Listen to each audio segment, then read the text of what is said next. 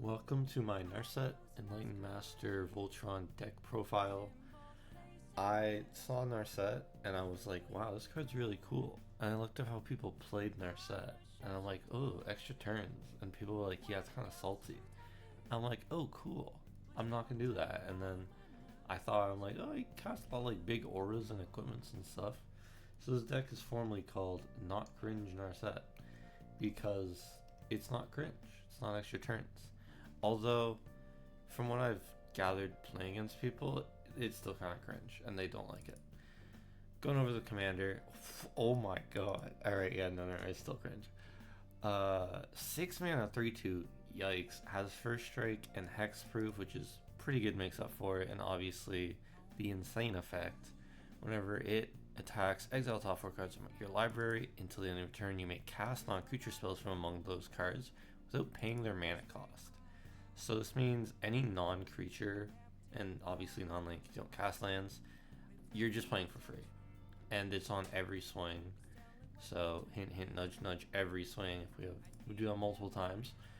I decided to, I sorted the things out. So yeah, these, I'm going to go over my auras. So these are all just things that I'm just putting on our set, either for protection or helping swing. Like Aether Tunnel gives it +1/+0, can't be blocked, which is nice because sometimes first strike doesn't matter because they just have something that can just live the 3/2 and kill it. So yeah, there's another one as well that we'll see eventually. Next, All That Glitters, former Pauper All-Star, now dead in Pauper, RIP, I love that card. Enchant creature gets +1/+1 for each artifact and or enchantment you control. The deck works off of artifacts and enchantments, it's a no-brainer. Aqua's Form, this is the other one, can't be blocked when it attacks, scry 1. Good, just ways to have her attack. Also, she doesn't get trampled that easily in this deck, so it does help if they just chump block it. Ormancer's Guide gets +2/+2 and Vigilance for each aura attached, so this is just a way to pump her up, it's great. Drake Umbra's +3/+3 in flying, so another way to kind of get around blockers if an opponent is playing elves and they don't have any reach or flying, which I think is pretty common from what I've played against. Eldrazi's Conscription, this is your big, like, you slam this card and you hope nobody deals with it, because it's an amazing card. Enchant creature gets +10/+10, has Trample, and Annihilator too. I don't know, it's a sick card. I think it's, like, super on point for what an Eldrazi enchantment would do, so I like it. And when you play it for free off of her trigger, it feels so good. It's insane. Gift of Immortality, this is one of the protection ones. A little convoluted, but whenever a creature dies, return that card to the battlefield under its owner's control, and then you return Gift of Immortality to the battlefield that attached that creature at the beginning of the next end step. So you essentially have to kill Narset twice to actually kill her. I mean, if you kill her the first time, she still loses all her auras, but this helps if they have a way to just like board wipe it once and that's it. Holy Mantle gets +2/+2 and has protection from creatures. Boom, can't be blocked. It's pretty useful, and the +2/+2 is nice. Indestructibility. Enchant Permanent has indestructible. Simple as.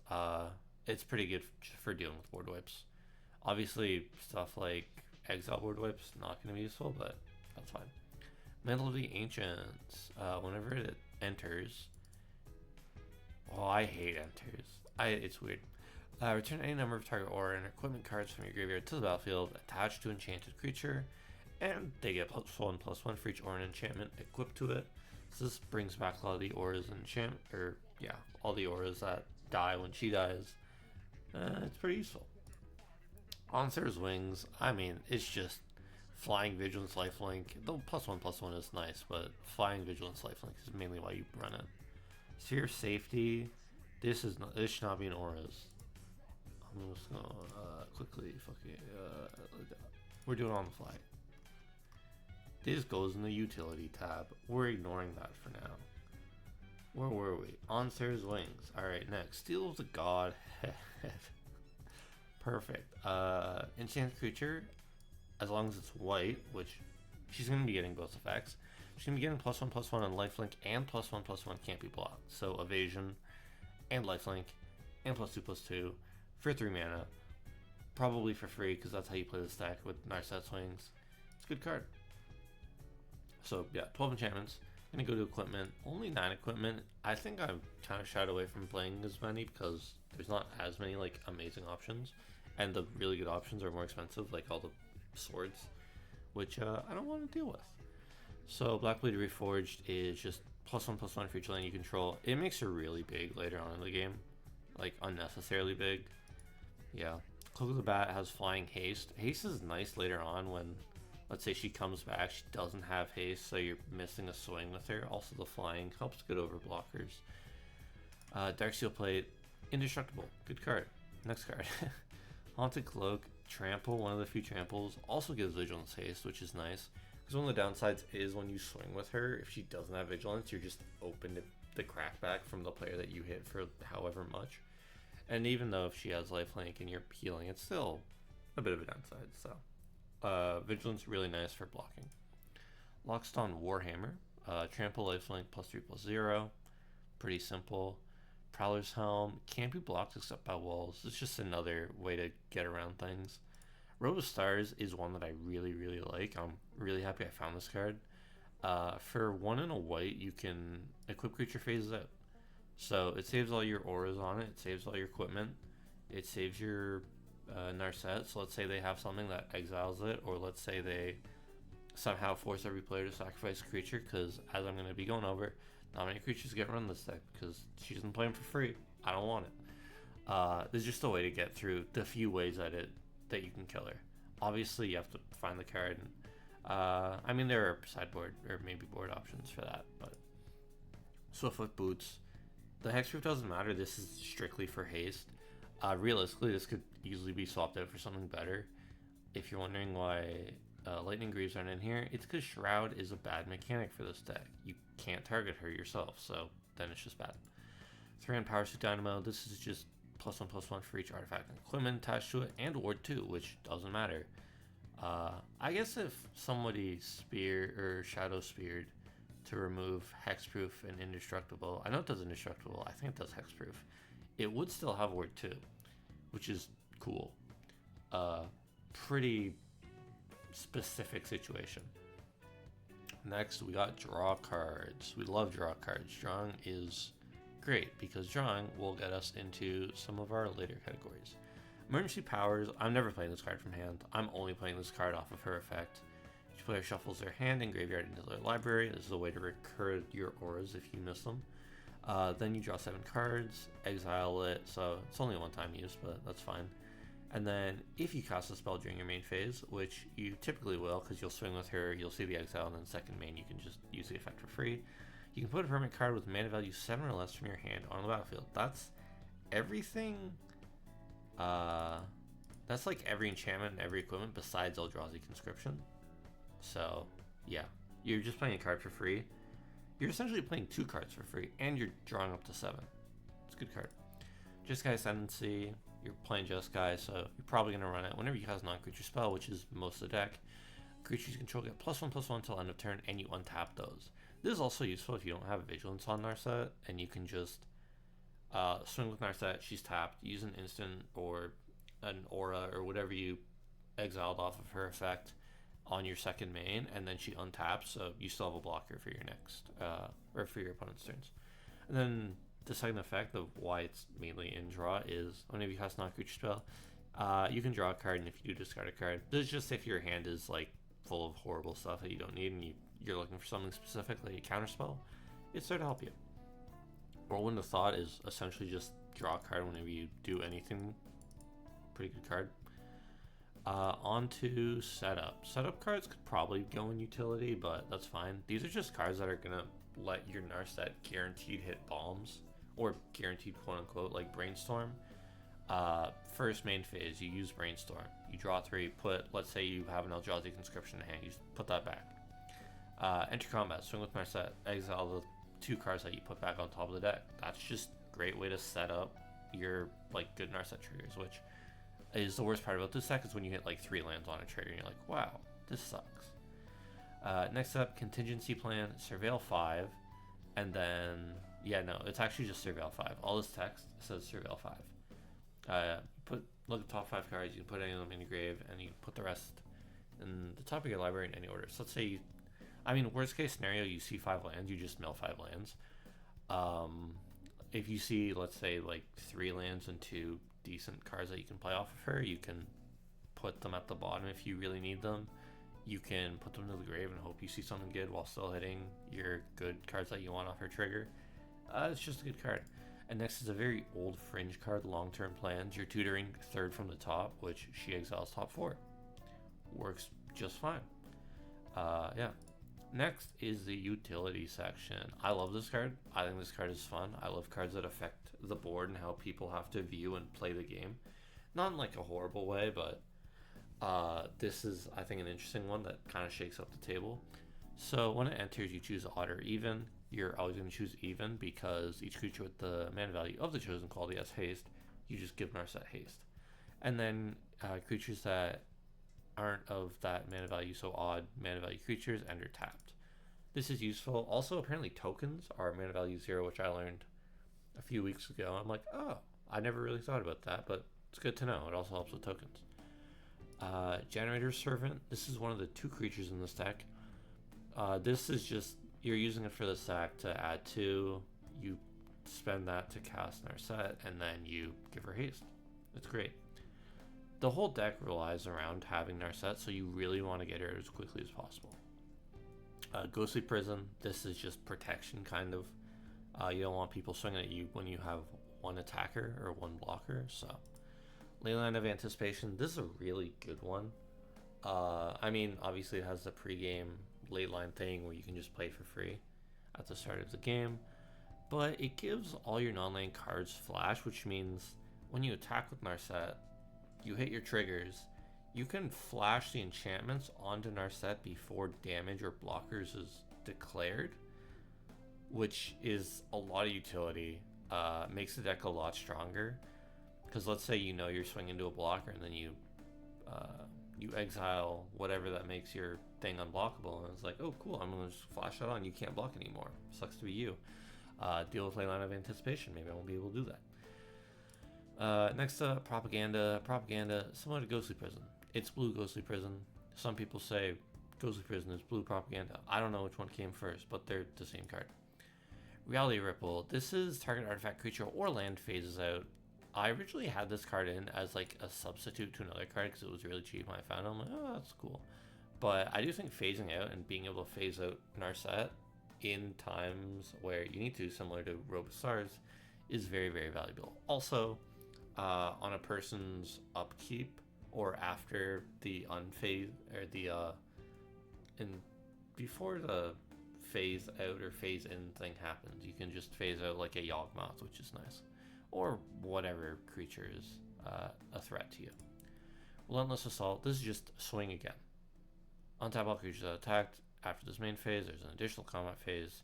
You're getting another Narset trigger. It's great. Same with Savage Beating. Same thing. It's just... This one obviously has a stipulation you have to use it during combat, but you can cast instants in combat off of the Narset trigger, so it's whatever. You don't ever really use the... double strike. You could if you have the mana. It's not that big of a deal, especially later on if you can easily swing for above 21 even without double strike, but if you need it, it's there.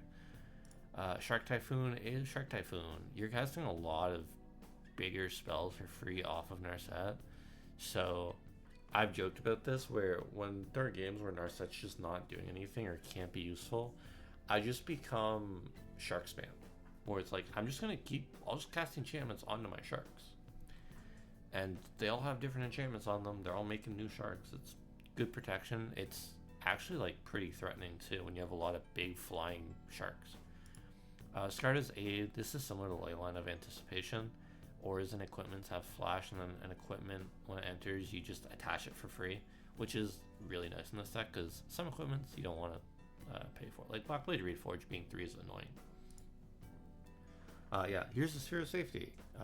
Creatures can't attack you or Planeswalkers unless they pay X, or X is the number of creature, or X is the number of enchantments you control. So having this like stacked with a Propaganda, stacked with a bunch of auras on our set means it's like, oh, pay 7 to attack me with each with each creature, which means don't do your turn if you want to attack. It's a good card. Stronic Resonator, so let's say you don't have a double swing, but you still want multiple triggers. Copy target triggered ability, and you can choose new targets. That part is irrelevant, but you just copy the Narset trigger. It's great, really good. Tagam is the second creature in this deck. We've seen them all. Wow. Instant sorcery and dragon spells can't be countered, similar to Chun-Li. I don't know what that second line does. I'm never going to learn it. On to removal. So removal is pretty important because sometimes you can't deal with some stuff and you want to be able to deal with it. What do? You generous gift it. You give them an elephant and you trample over the elephant. It's great. Alternatively, there's the other Narset in this deck because I just wanted to play a bunch of Narsets. And the other one, I was like, I think the other Planeswalker and the other Narset I was whatever on. But this one ramps for a non-creature spell, which is nice. Or you can draw a card, discard a card, and when you discard non-land, it deals damage equal to the card's mana value to any creature or planeswalker, which is nice for dealing with planeswalkers if you want to like swing at their face and then still be able to deal with it. And then the -6 is an emblem where whenever you cast a non-creature spell, it deals 2 damage to any target, which is nice. Typically, you're not going to get to the emblem. People are going to deal with this card very quickly. And if they're not, you're probably just using the -2 to remove stuff from board. Path Exile is Path Exile. Return to Dust is destroy 2 artifacts or enchantments. Or during your main phase, you do the effect again, which you're almost always doing. So, yeah. Single Combat is a board wipe, except for Narset. I mean, this applies to everybody, but each player chooses a creature or planeswalker they control. They sacrifice the rest. Players can't cast creatures or planeswalker spells until the end of your next turn. It's pretty good. It also just lets you kind of kill something, especially if you don't have trample, where it's like, I'm just going to swing this at you. And if you don't block it, I win with commander damage. So, pretty useful. Swords is Swords. Eternal Wanderer, the +1 to exile a target artifact or creature, and then return it under at the beginning of that player's next end step is really useful. I played against a human player who was playing Eowyn,